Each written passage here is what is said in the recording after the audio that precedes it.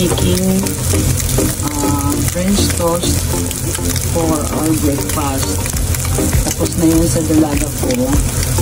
Ang mixture nito is 1 cup of fresh milk, 2 egg, and 1 spoon sugar, and a pinch of salt. And then, butter. Yan na po. Kailangan natin kumain para lumakas. Yan. Looks so yummy. Sa fry pan lang siya, ha. Kung gusto nyo magpaiba ng iba ang lasa ng bread nyo. Yan. 3 ingredients lang po. Medyo ngungo pa yung aking ilong. And sa magdamag kong ikituos. So, purunin yung ito. Medyo okay ko na.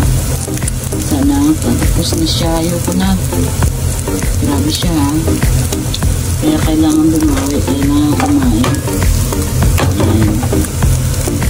Okay.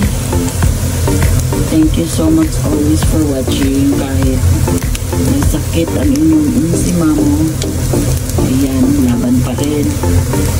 Kayang-kaya to. Pero promise, huwag mong pangarapin.